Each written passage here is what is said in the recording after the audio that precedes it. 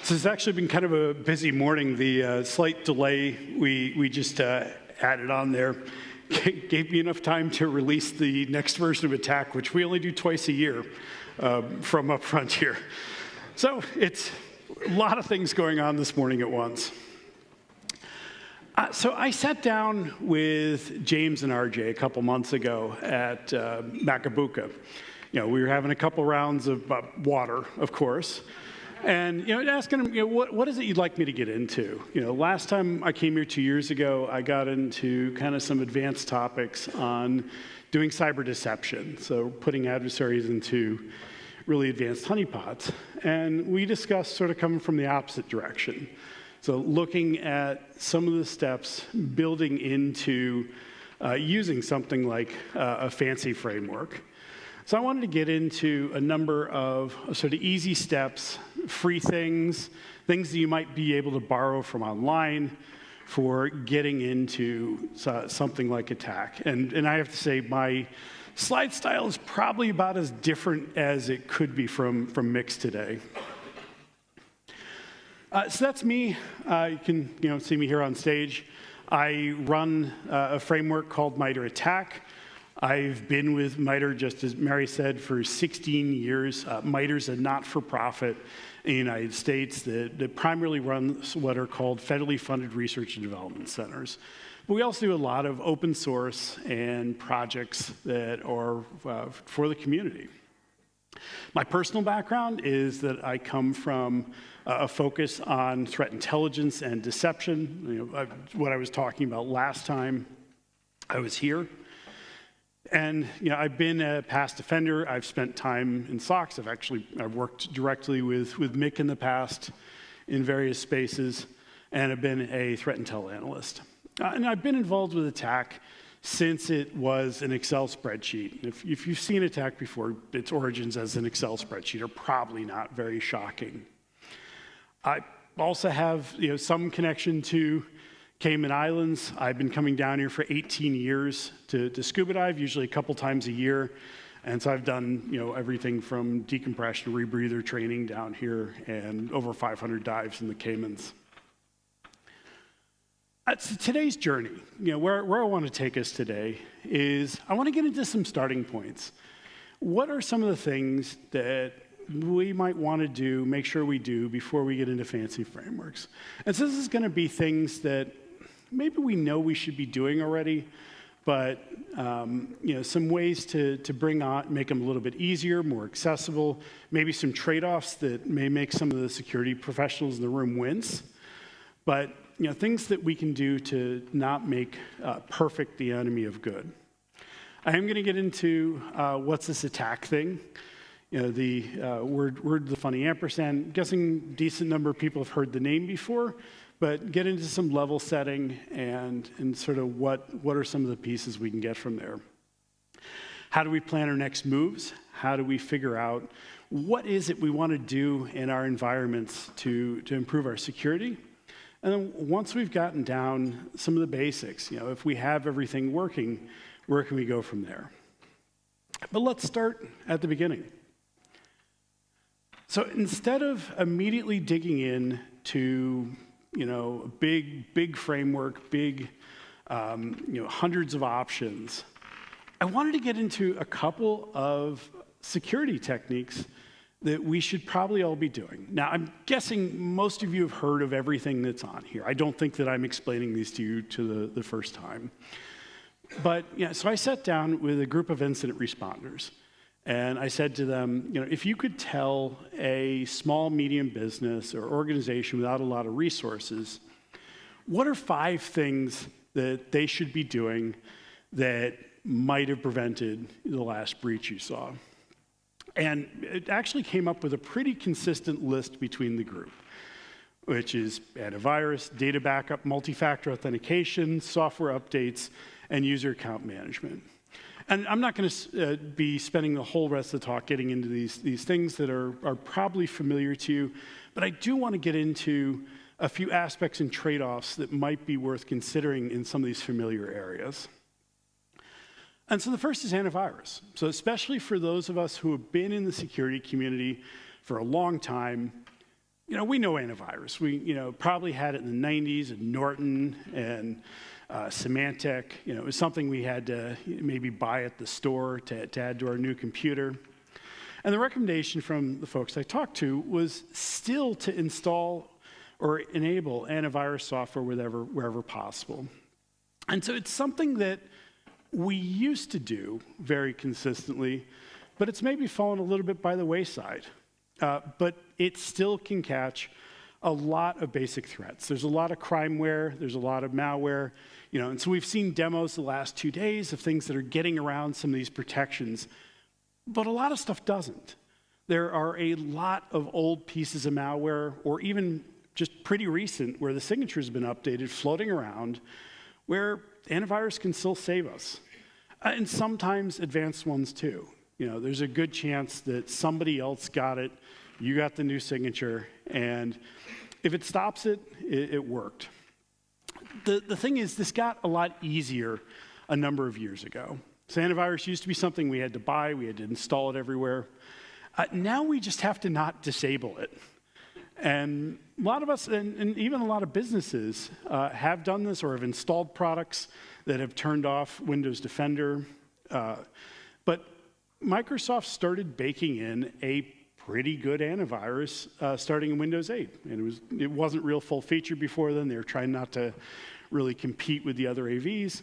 But at this point, it works, and it works pretty well. But it needs to not be disabled to actually do anything. And so to the little bit more, and not by default, consider turning on cloud protection. Consider turning on its ability to actually check samples with the Microsoft Cloud, get a lot more current protection. Similarly, I'm guessing most of you know that you should be backing up your data, or all of you know you should be backing up your data. And so, the recommendation is ensure all critical data is being backed up somewhere. And a lot of organizations only get serious about backups the day after a ransomware attack, when they find all their stuff is gone. Or in a lot of cases, they find out that their backups never actually worked. That the stuff they'd been paying for, doing for years, wasn't really there. And so at the very least, make sure that anything you can't afford to lose is being backed up. And so something that's a little bit more spicy and might not be agreed with by everybody in the room, but especially in talking with some of my peers on this, recommendation is that if you can't afford or can't get out the sort of gold standard data backup, backing up to OneDrive, Dropbox, Google Drive with multi-factor authentication is still better than not doing anything. It's not, probably best. It's not best practices. It might not check off boxes for your regulators, but it is at least getting your data out there in a way you can access. And ideally, you should be working towards backups that are off-site, versioned, and restricted from deletion. Multi-factor authentication. Again, I'm guessing most of you, especially in your personal lives, are already seeing this all over the place. The SMSs you're getting from various apps as you log in. And so, twofold, minimize public-facing assets and add multi-factor authentication to anything that does have to be out there and public-facing. And this can dramatically increase adversary difficulty.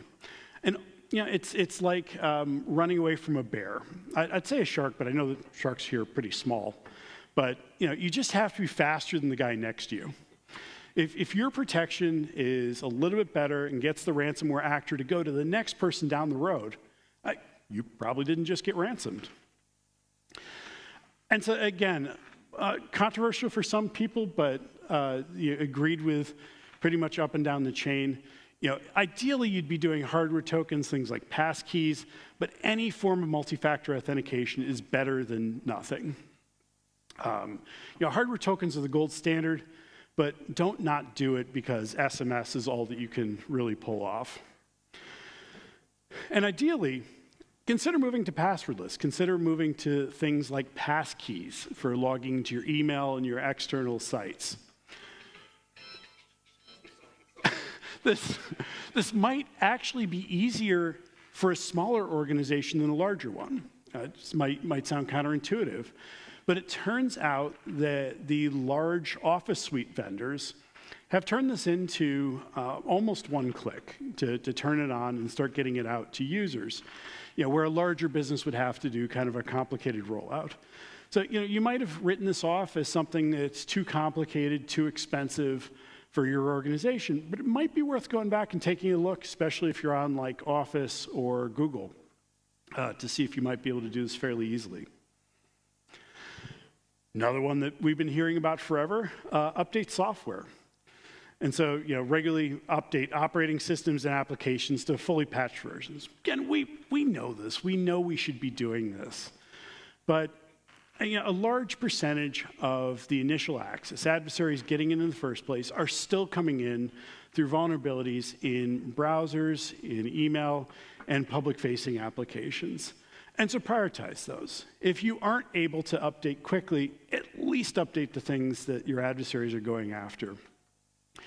And again, if you can't be, sort of perfect, you've got updates coming out an hour after Microsoft Patch Tuesday, it's still worth patching as quickly as you can, even if it's not right away. Most vulnerabilities being used are not 0 days.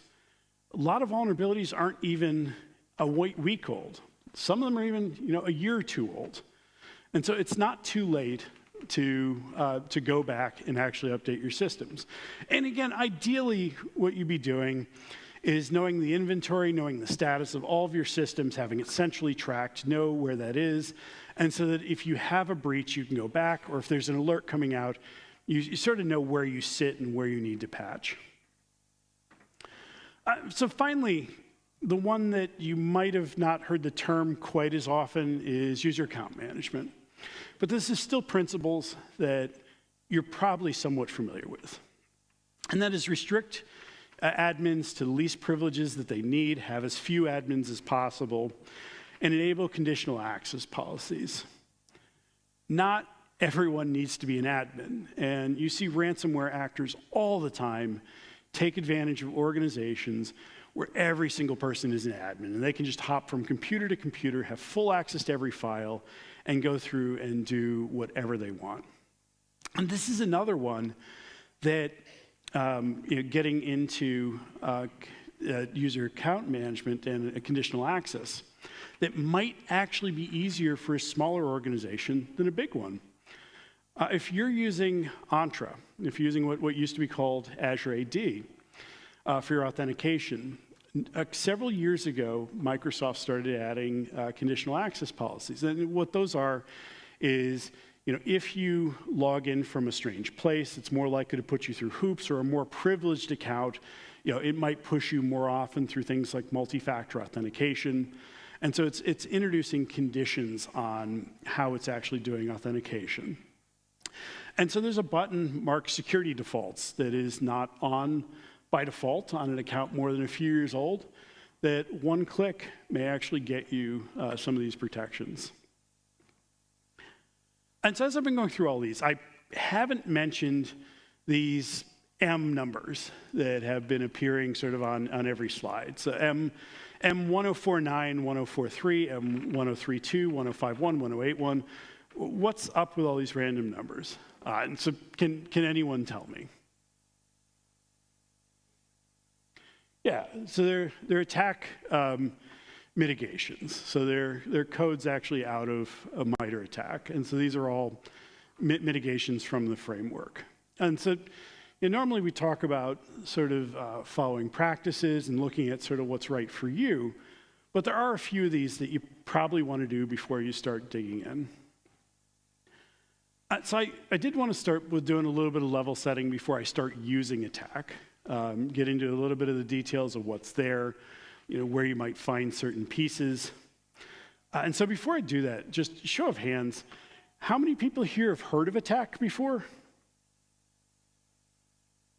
Okay, so a bit more than half. How many people have actually used it? A much smaller group. So, want to get everybody a bit on the same page before I start digging into using it to do a little bit more complicated stuff. Attack at its core, we call a knowledge base. It's like an encyclopedia of adversary behaviors. It talks about things that malicious actors have done in the real world in real intrusions. So it's not things that only red teams have done or theoretical, things we know are possible from vulnerabilities.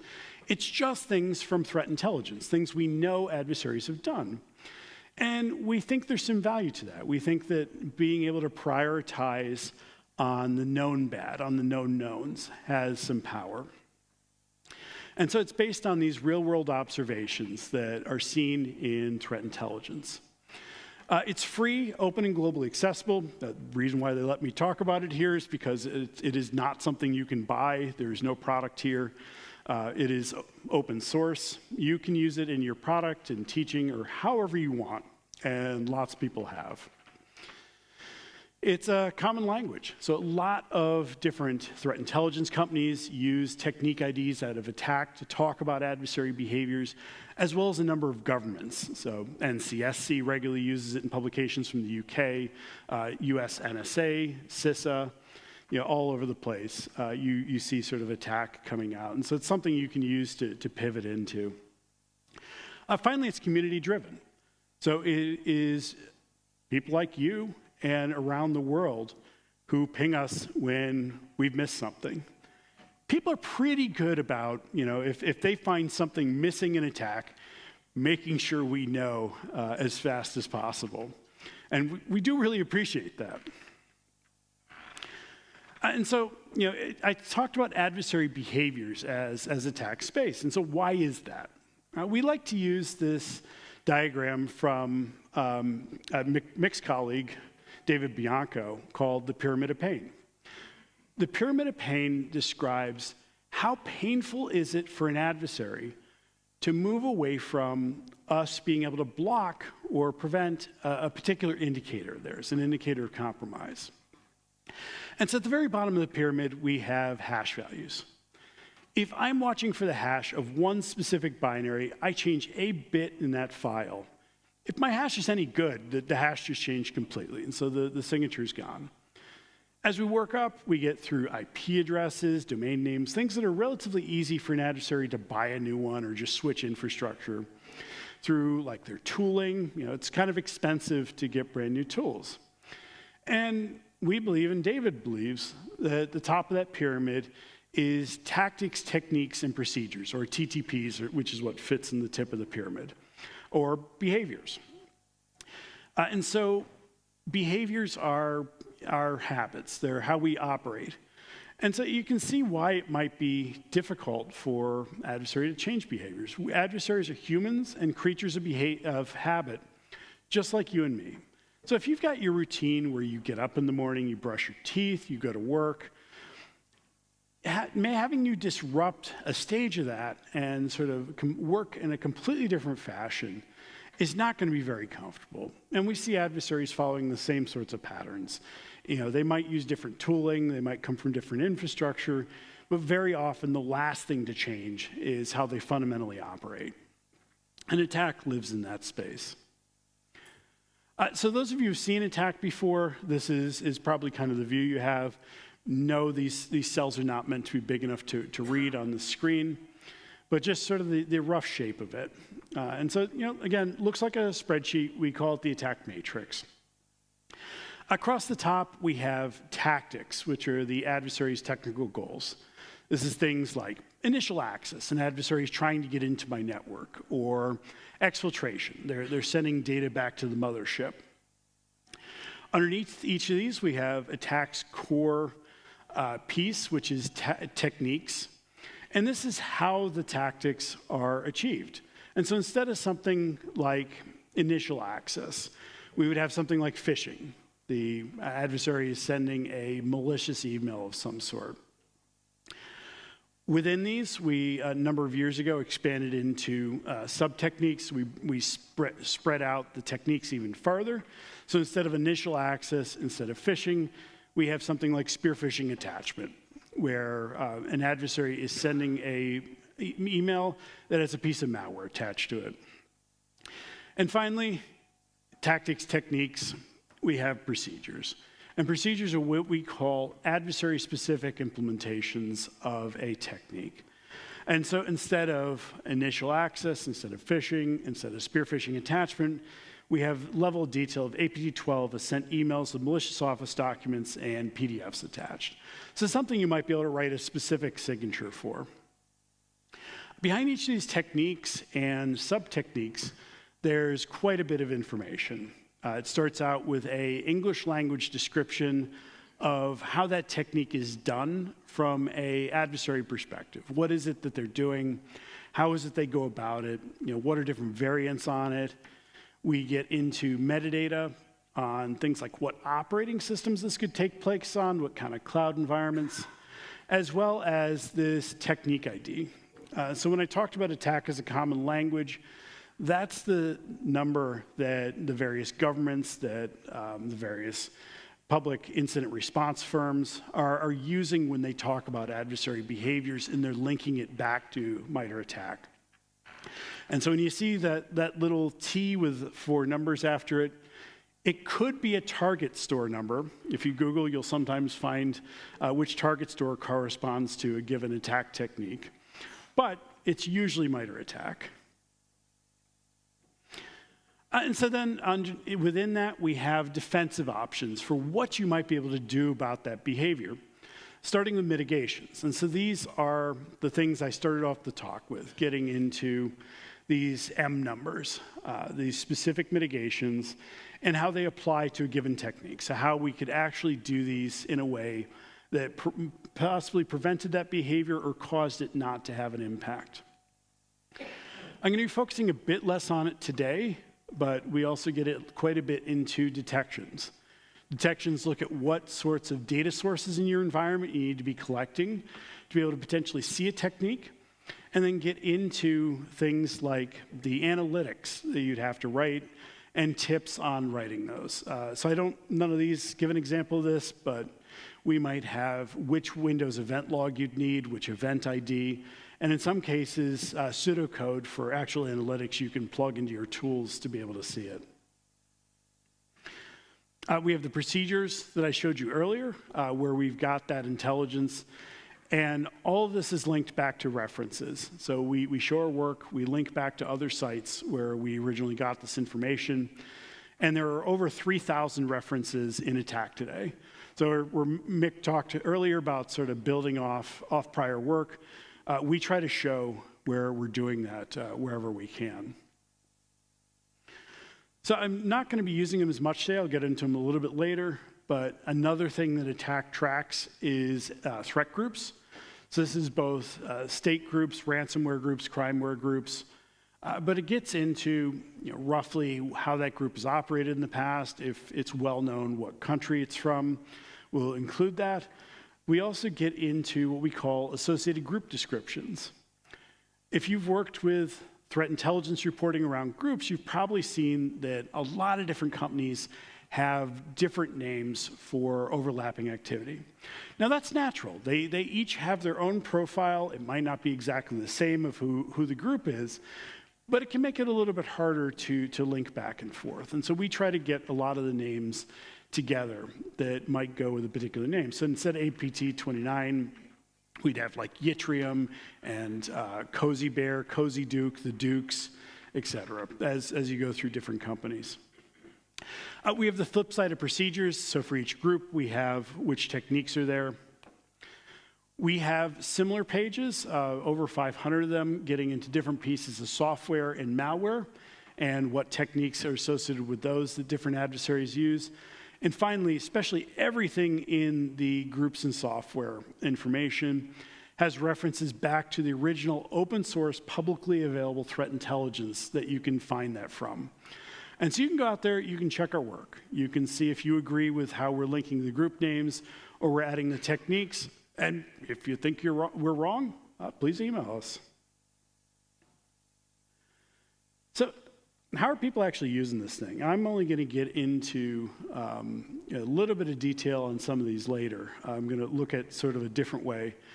But the primary way that the community is using attack is really organizing detections. So the most common thing is to be building up behavioral analytics, so ways of looking for behaviors on various end systems throughout an enterprise, and building detections on those and looking at sort of the coverage picture. You know, how many of these techniques, how many of these behaviors have I been able to detect and how well? And so you can see gaps, you can see where there might be overlaps in some of the things we're doing. Second most common is threat intelligence. And so a lot of people use attack to track different threat groups, exchange information on them, talk about them. And so that's pretty clearly the second most common for us.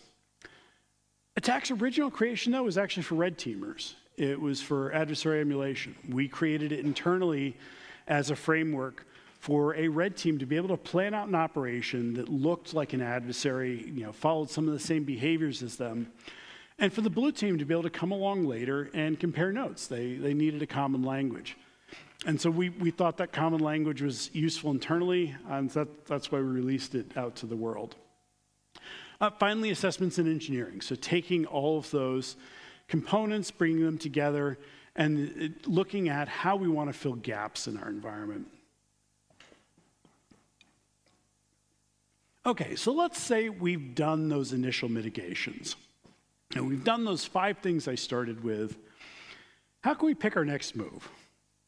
So let's start with, what did those mitigations get us in the first place? So, where's our starting point?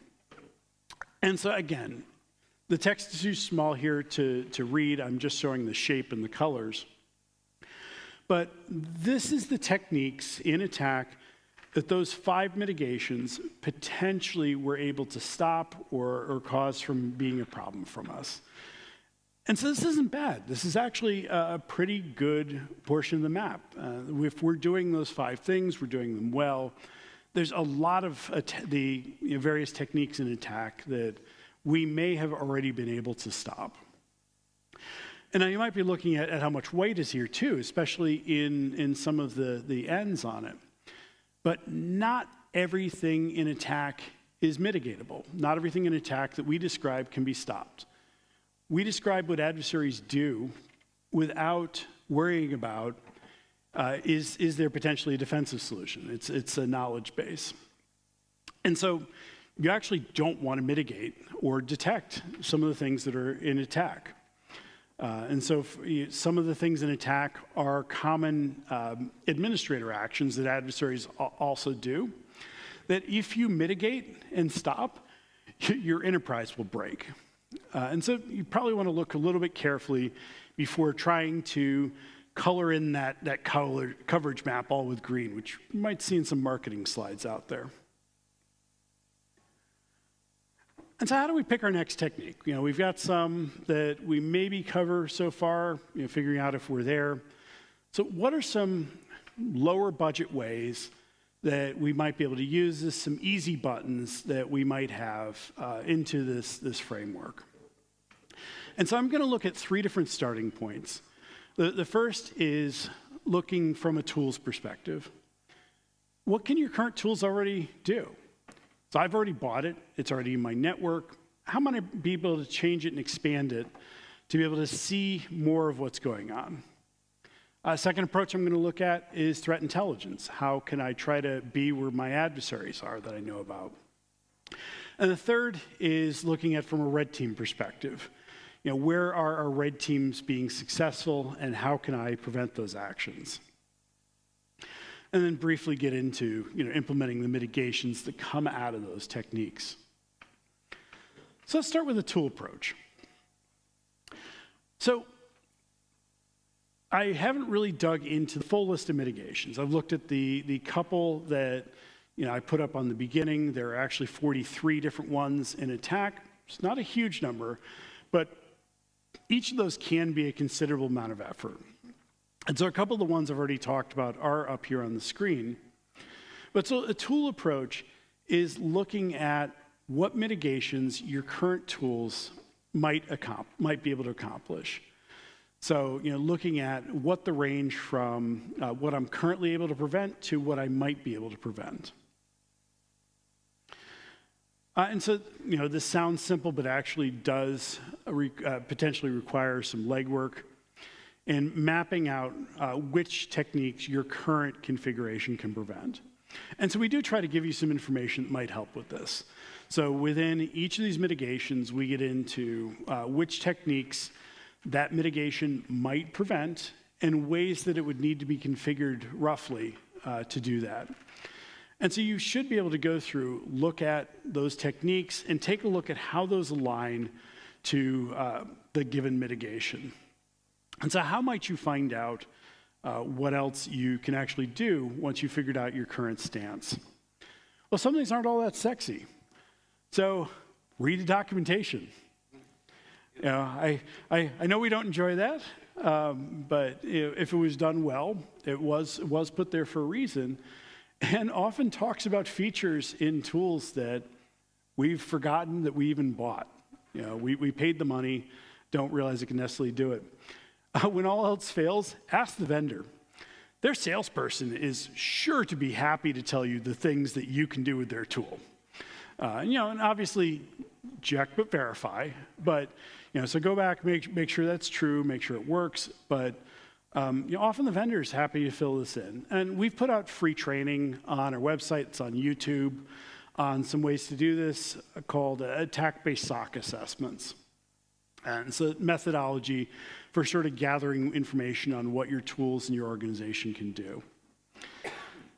And so from there you can look at what changes would help you. What is it that you can do? Which of these features are practical with a given tool?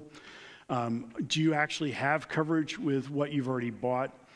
And is it time to finally look into buying something new? But by all means, take a look at what you already have before you just instantly start looking at vendor promises for what you can buy to fix the next problem.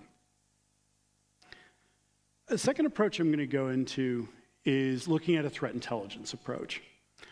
This is, unsurprisingly, the intro I gave earlier, sort of the one closest to my heart. But looking at what are adversaries that you care about or should be caring about doing already.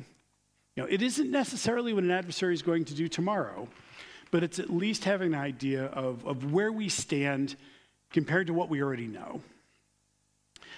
And so in choosing a threat group that you might care about, probably the best place to start is one that targets organizations like yours. Now, if you have a sophisticated enough threat intelligence organization to know which adversaries target you specifically, obviously start there. And if you have your own intelligence on what they're doing, again, use that. A lot of the resources I'm showing are open source, publicly available threat intelligence, which is not necessarily as good as some of what you can pay for, but often is. And so Attack has some information on this. You can search through. You can look through things like targeted countries and industries.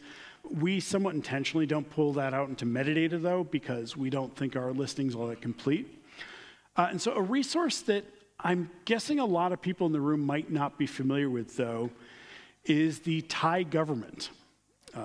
I'm guessing a lot of people weren't expecting as my next source. And so this used to be called the Thai CERT. It's now the Electronic Transactions Development Agency. And they've done an incredible job at pulling together information from the internet, from a lot of different knowledge bases, including Attack, and codifying it. They're relatively good at showing their work, and so they also have a lot of references in them. You can see what they're doing. But one of the things they've done is they've taken all the information they can get a hold of and looked at things like the victim sector. And they have a large set of sectors here. It's about 20 of them. And so, for example, this is targeting the hospitality sector. You can see, there's some state actors in here. There's a lot of different crimeware. Going back to yesterday, you've got some different North Korean activity in here too. But so some starting points on adversaries you might care about. And so once you picked an actor, at least if you're going to leverage attack for this, next step would be looking at what behaviors they've actually done in the wild. Now, I'm cheating a little bit here and using APT28. They're a state group where there's been a ton of reporting, and so we know a lot of behaviors from them. And it also has the downside of sort of lighting up almost too much stuff to think about. But it does give an example of an adversary that's built up a lot of attack techniques.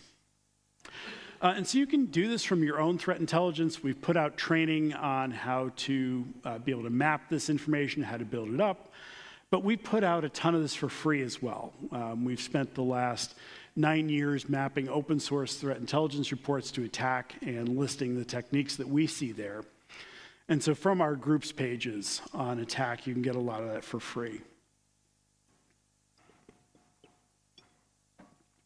And again, if your adversary is already doing something, it's probably good to know what your stance is against it. If it's somebody that you think might be coming for you. Sounds obvious, but it is a place to start rather than sort of staring into the void at kind of this huge, never-ending list.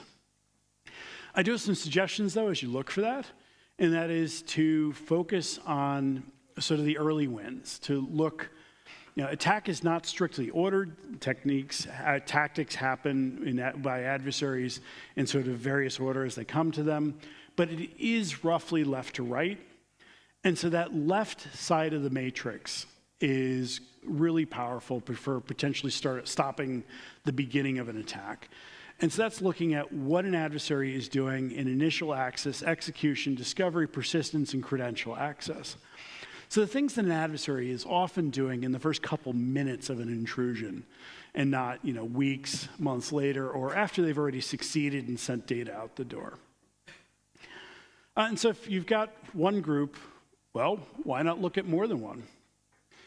And so potentially you can look at multiple groups that are either impacting you, impacting your sector. And again, this is finding starting points. This isn't finding everything you necessarily want to do, everything an adversary could ever do, but some priorities. And so if I'm really concerned about APT 28 and 29, okay, then a technique that both groups does is maybe a really good starting point to know where I'm at. And so looking at the mitigations that go along with each of those. And so a little bit more resource intensive, but I know a number of organizations in this room have gotten into, is taking a red team approach. So you think you know what your tools do, but why not find out if it's actually right? And so setting a red team loose to find the gaps. And so this isn't just having a red team go in and seeing if they can possibly get into your environment. Can they find that ninja 0-day that you didn't patch against? It's also having them test to see if the defenses you think are there actually work. And so that may make it a little bit less fun for your red team, but it can make the results a lot more powerful for you. And again, some free resources that you can use in here if you don't have like a standing red team, you're looking to do some of this yourself on a smaller basis. A organization closely aligned with attack called the Center for Threat Informed Defense has put out a number of adversary emulation plans. And so they've taken intelligence based on a number of adversaries across ransomware, across state actors, and built up step-by-step emulation plans to try to do some of the same activities as those actors and look somewhat like them to your defenses and mitigations. MITRE has put out a free tool, open source, called Caldera. Actually, it was created by the same person who originally created Attack, that can act as an automated red teaming platform for free. Another one is Atomic Red Team. So Atomic Red Team was originally started by Red Canary.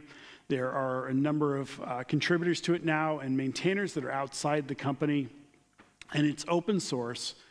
And it's a number of small, easy activities, each mapped to attack techniques, that you can do from the comfort of your own keyboard and see what happens, if they actually work, if they're detected. And these are not full-blown red teams. You don't necessarily have to get your Kali Linux up. This is maybe pop open PowerShell, copy-paste a few commands, and see if it sets off your alerts. You probably don't do this without coordination with a security team, though, if that isn't you.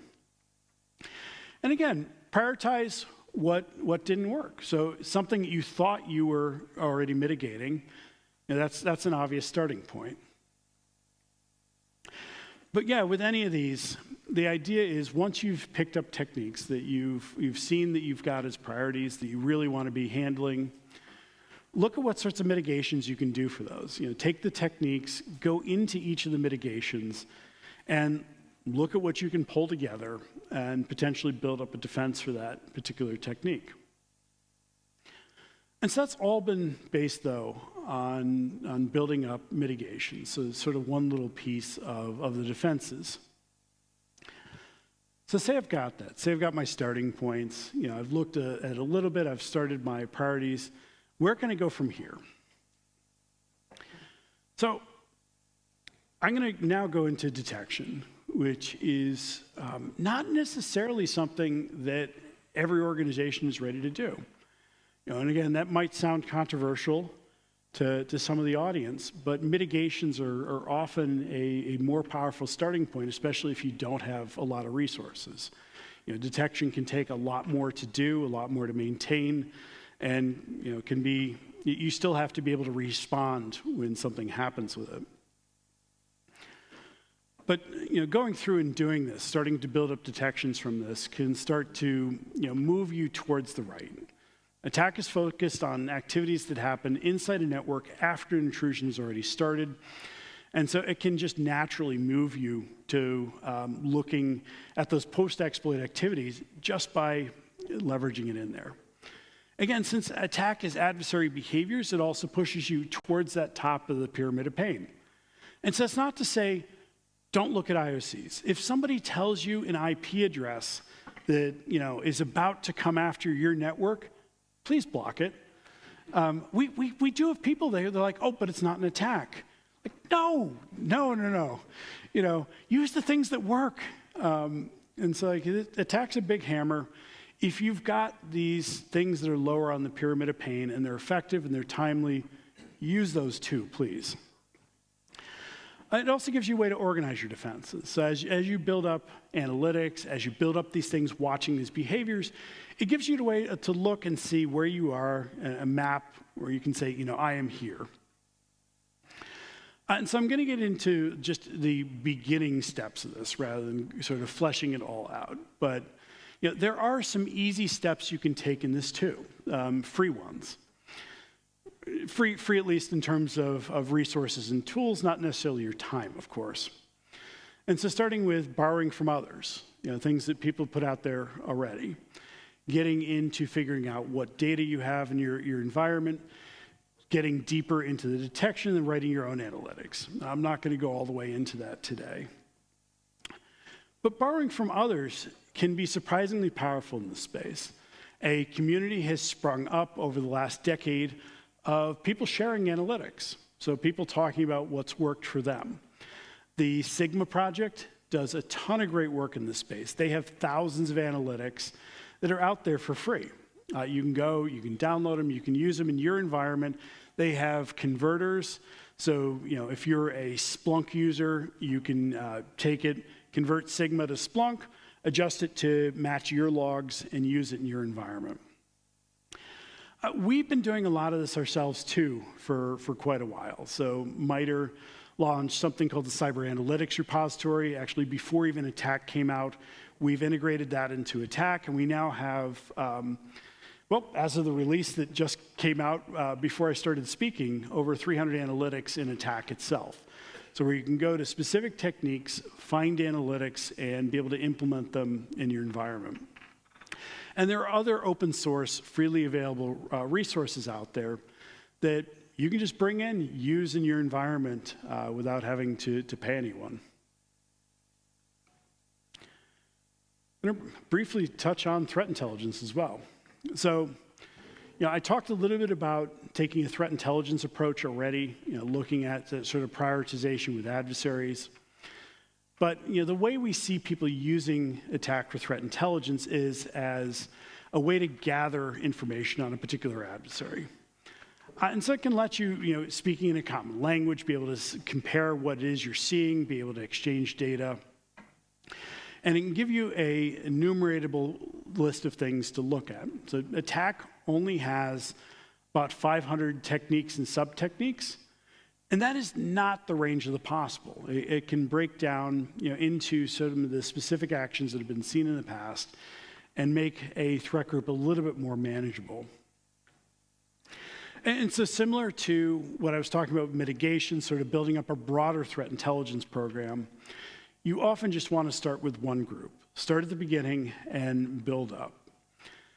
Again, just because it isn't an attack doesn't mean it isn't true.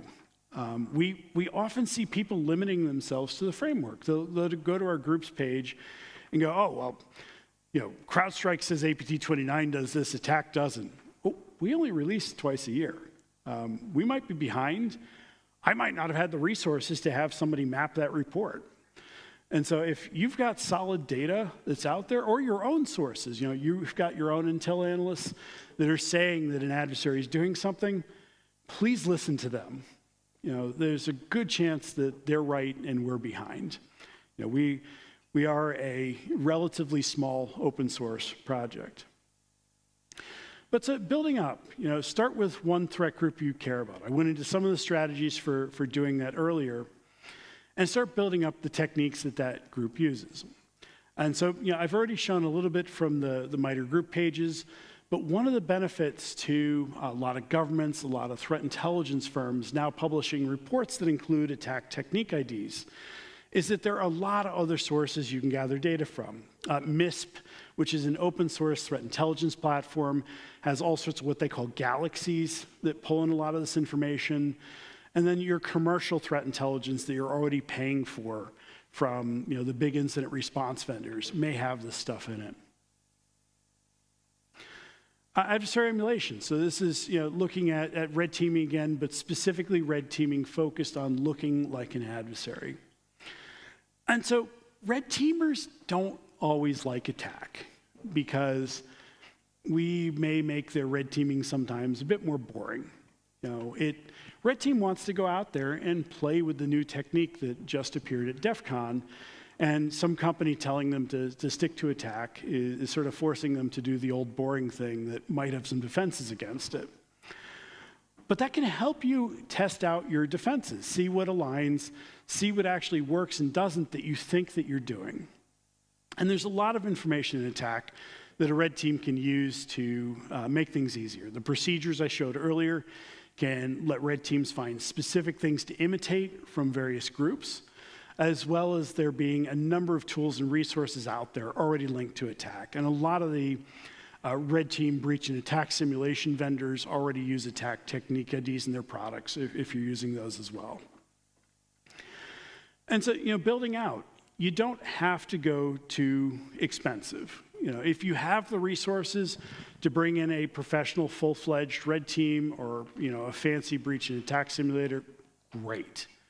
If you don't, though, there are open source tools that can help you get pieces of this, can help you do little bits of testing out. And these are some of the ones that I've already shown you. So using things like Caldera, Atomic Red Team, to be able to try out at least some of the smaller pieces of what you could do with kind of a larger vendor. And so attack's something that you can use to mature your red teams over time, though. They're not going to be able to use most of the techniques in a single intrusion. It leaves them a lot more to work with. We see a lot of organizations that with red teams use it as, things like they'll have a technique a week that they're sort of learning about, seeing how that they would use. Look at the various procedures. Some techniques, we have dozens and dozens of different adversaries that have done them, and how each of those adversaries has done them. And once again, if you have the internal resources, if you have the internal threat intel analyst, use them. Use your resources that you already have. And so, a lot of them are probably already using attack to talk about these behaviors.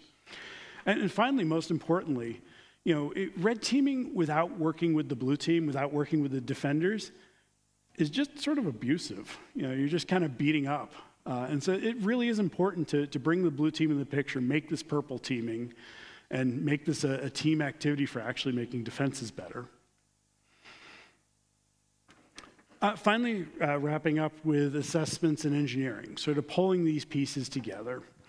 And so once I've looked at what I'm doing in the detection space, I've looked at what my adversaries are doing and how that compares, and I've gone through and I've tested to see if the things that I thought were working actually did. I can pull this together into a complete picture and start making informed decisions on what it is I want to work on next. And so also looking at where it is that I might need to accept risk. So there are techniques in attack that you are probably not resourced to handle. And so one that maybe some of you are and some of you aren't is something like supply chain. So a adversary in a foreign country is adding things into our products as they're coming into our mix, especially if it's hardware products. We might not have the wherewithal to be able to inspect, to look at our chips, to get them under a microscope. And so there's maybe something where we have to accept risk. There's also things like firmware compromises, where probably even larger portion of us really aren't set up to see if that happens. But again, we don't judge. We talk about what the adversaries are doing, whether or not we think we can defend against it. So you can use attack to track what you're doing now and compare where you want to go from there. And so again, it's not sexy, but the easiest way and often the best way to do this is to talk to people. And so rather than trying to find some magic tool that's scanning and seeing what's there, finding what's working, ask your detection team what is it they can detect. Talk to your threat intelligence team what adversaries they're concerned about, what they're seeing. Use your red team to see which of these things that you think are there works and how those adversary profiles that you're worried about actually align with your defenses. And then pull those all together. Look at what you can defend and where your gaps are. And so something like this, where I'm looking at what techniques do our adversaries do, what can we detect of those, how can we improve, so where are the gaps between what our adversaries are doing and what can we actually stop, and then going back and using adversary emulation to make sure that everything we just figured out is actually true.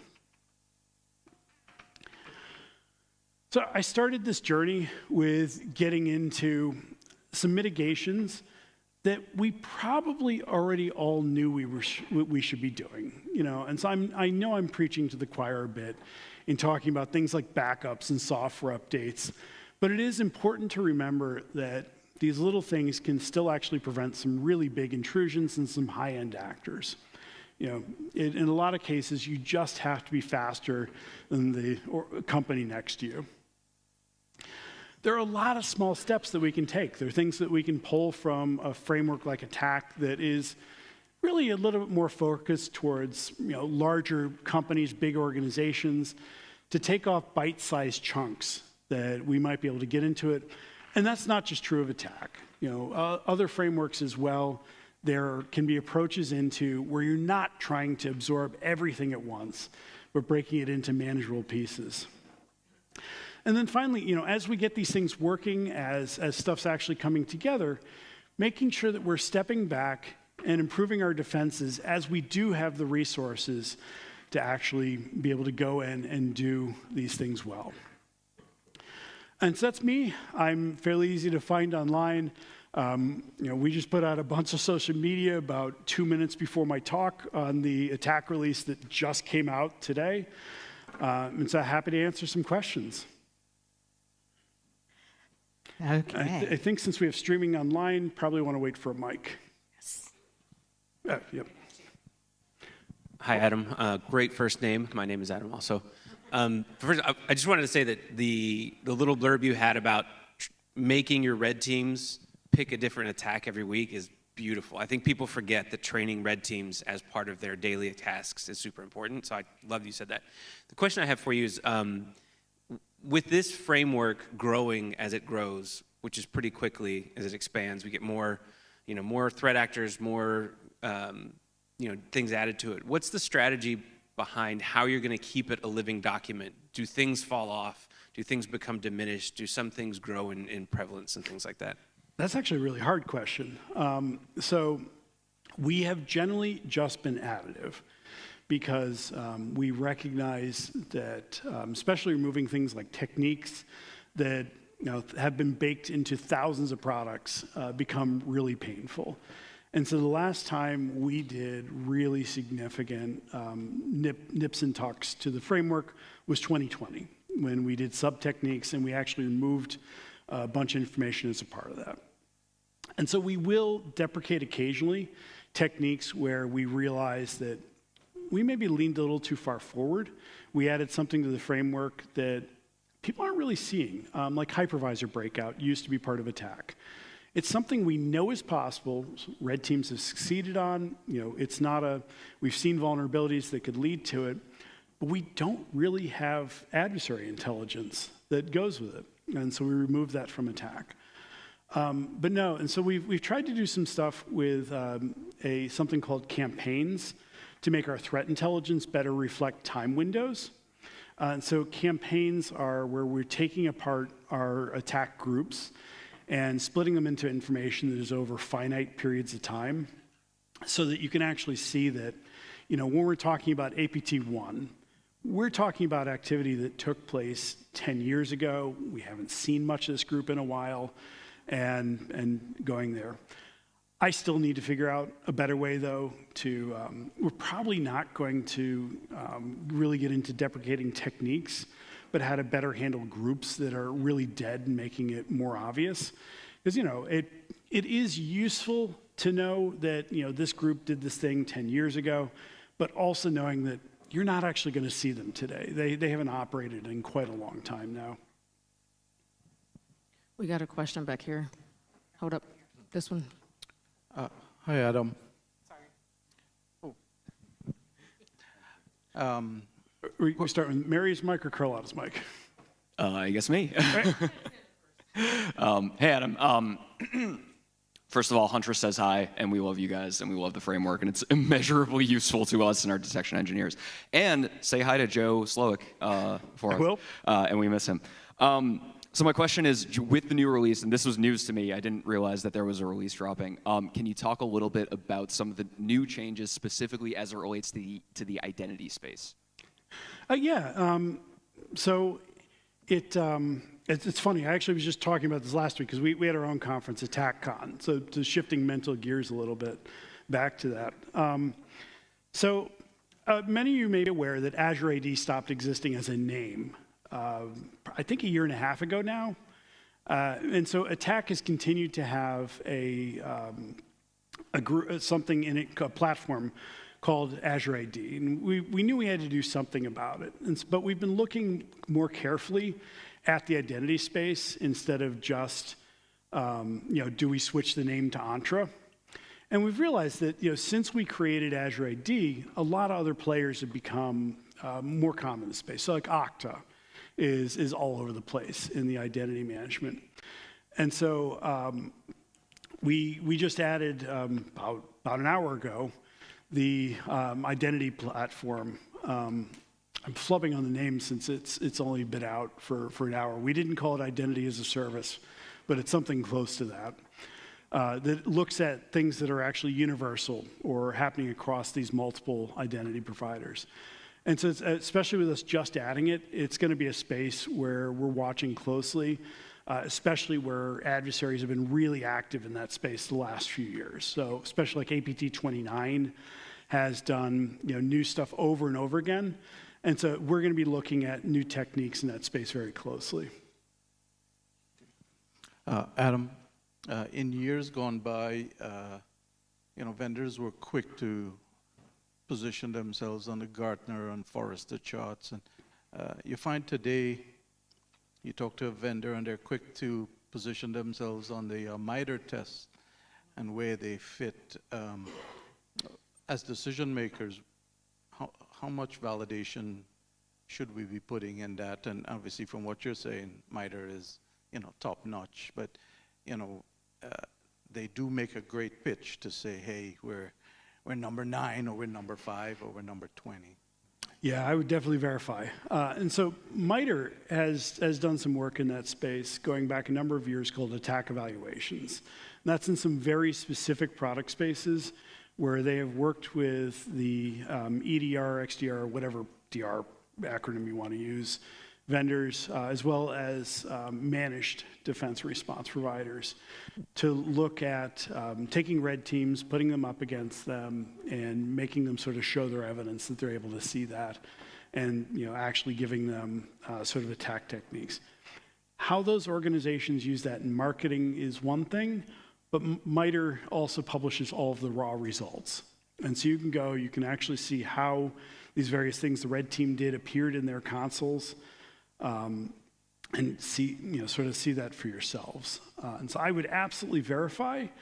But the other thing is a lot of places, and so something that we've been advising for a long, long time is I hopefully didn't use red and green in my presentation to describe like techniques that you can see and don't see. And that's very intentional because almost everything is a shade of blue or gray or something. When something says, I detect a technique, well, you probably don't detect every way a technique is done. There's some adversary things that are so fundamentally done a specific way that, yes, that might be the case. But oftentimes, you might have a product that there's one specific way that it might catch it, and every other way it just drives through. And so, yeah, it is important to take a look. There are some organizations out there that are putting together sort of maps from various vendors. Some of them are verifying that, some of them are not. And so there are some places you might be able to use as third parties. But if you do have the resources to verify yourself, absolutely would recommend it. Hi there. Just going back to the concepts of red team and blue team. Like the Cayman Islands, the typical size of organizations, they're not massive enterprises. They're like 5 to 50 or that kind of scope. The resources required for red teams and blue teams are probably well in excess of the general kind of concepts for the typical Cayman Islands company. So how do you fit in that concept of red team, blue team for the SME businesses? How does that work? If you really can't get there, there's a reason why I do have that later in sort of all the sequences, that it is something that requires more resources, more care and feeding, more money to get into. But that's also why I've got some of those lighter weight resources. Things like Atomic Red Team are not a red team. They are things that a security practitioner can run on their own network and see a little piece of something a red team could do. And so going into sort of the simulators, not going to save resources and money. Those can be just as expensive as a red team. But some of the lower end resources, or maybe it is something that is beyond a lot of organizations' capability to do. It is, and I serve the SMB space in the U.S. In the U.S., I like to say there's 5,000 Fortune 5,000 companies. There's 30 million small businesses. If we're just looking at small businesses that have one employee or more, 1 to 500 employees, there's 8 million. That's still 1,600 times the number of businesses as one Fortune 5,000 company. So the concentration is going to be a little different in the Caymans, but it's going to be the same principle, right? So I think to Adam's point, though, you did a very good job of showing where somebody can start on that. I think your IT resources in Cayman do need to become more security aware, because I didn't see a lot of Cayman MSPs here, right? And that's kind of a call out. Your IT folks need to be more security savvy. They don't have to be Adam, but they do need to be more aware. Any other questions? I'm sorry to jump on my high horse. Yes, I think we started a few minutes early, so if we want to keep going in questions, I'm able to. Before I start my question, I just want to say, have you heard of the exploit database, exploit DB, on the internet? Sure. So, a question for attack then, does it list exact exploits, like what the exploit database does, by name, and then show you how to mitigate, is the question? No, not much. So most of attack actually doesn't link to exploits. Most of what's in attack is actually features, not bugs. And so most of the behaviors that we list in attack are actually taking advantage of administrator functionality. So things that Microsoft intentionally put in the operating system, for example, but didn't intend an adversary to use. And so like there are pieces that require exploitation. So some of the activities for doing spear phishing. We don't get into particular exploits. We give some examples. There's been some work from the Common Vulnerabilities and Exposures team, which is also MITRE, CVE, which is similar to vulnerability database, to look at mapping some of those into particular attack techniques, to maybe add attack techniques to CVE as stuff comes out. But most vulnerabilities are never exploited by adversaries, at least not that we ever see. A vast majority. And the vast majority of attack techniques don't require an exploit to do. There are specific tactics that are exceptions to that, so like credential access. You're not really supposed to be able to dump creds on most systems. It's like Mimikatz is taking advantage of vulnerabilities in some cases, or other dumpers. Privilege escalation, is often taking advantage of not just administrative privileges, but in some cases vulnerabilities as well. But the vast majority of attack actually never links to exploits. And so yeah, it's not a direction we'd really go in, just because it's a bit of a mismatch between the two. Yeah. Would you say that attack is geared towards Windows or Linux or both when it comes to the mitigation specifically? So the honest answer is Windows. I wish that wasn't the answer. And actually, I gave a talk last week at our own conference talking about where do we go next. It had a big sad penguin on it. Tuck's crying on the screen. And so attack is based on threat intelligence. And so what we know adversaries doing. Incident response firms primarily talk about Windows. And we've got a lot longer history in sort of seeing reporting in that space. So attack originally was just Windows. Back in 2013, when the original techniques were being pulled into, the greatest security tool there is, Excel, it was just Windows. And so, but it's grown from there. We added Mac and Linux back in 2018. We've added a bunch of cloud platforms. But the reporting in those spaces is nowhere near as strong. And it's not as strong as the actual adversary activity is either. There is more happening in the Linux space from adversaries than is making it into the types of reports that we're able to use in attack. And so we're digging in behind the scenes. We're working with vendors. We're trying to get people to talk more about Linux. But it's a challenge. The Linux security community is also very different than the Windows security community. So Windows security community, you have a lot of practitioners. You have people that talk about how to secure networks, how to look at various adversary activity, and sort of because they don't have access to the source code, how do you actually work with it more as an administrator? At Linux, there's a much stronger community in software security. So how do I write a secure kernel? How do I get that last vulnerability out of that piece of open source software? And the community of security administrators in Linux is just not as strong. And if anyone knows a good conference to go meet people that are sort of in that space and that hasn't kind of gone out of business, we are very interested. This has been a tough nut for us to crack. And so no, I turned a fairly simple answer of Windows into a long answer, but there's a lot of reasons behind it, and we'd like to fix them. We think Linux is extremely important. We think it's being used by adversaries a ton, especially where when I say cloud, I say IoT, I say routers for the most part these days, I mean Linux. I'm going to jump in with my own question here. You said you had added identity management platforms, basically, and as somebody who serves the SMB, none of my clients have a network, right? They're all in cloud services. They're all heavily relying on those kinds of things. Do you think that by adding these kinds of tags, you will be able to better kind of help those smaller businesses identify and protect themselves?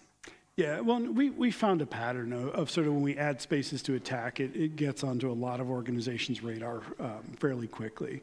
Yeah. We take that very seriously in terms of thinking very hard before we go into new spaces and trying to do it well. That's some why it took so long for us to go from Azure AD to an identity platform. We recognize that it's going to cause a lot of organizations that use attack as a core to look more broadly at different structures they're using. And so but we also want that. We want there to be a little bit more look, especially where there has been a lot of adversary activity at more than just Azure AD, at sort of the broader set of identity platforms. Great, thank you. Any more questions? Oh, we're out of time. Mary's like, shut up, Carlota. I think I'm between you and lunch now. See, I stole her thunder. Really quick Go ahead, thing. Adam. If anyone wants any attack stickers, I actually brought a bunch with me to Cayman, and I'm happy to share. So just find me up at the front, find me at lunch, and I've got stickers. Fantastic, thank you. And with that, let's break for lunch. I believe we're in the same place we were in yesterday, is that correct? So out the doors to the right, go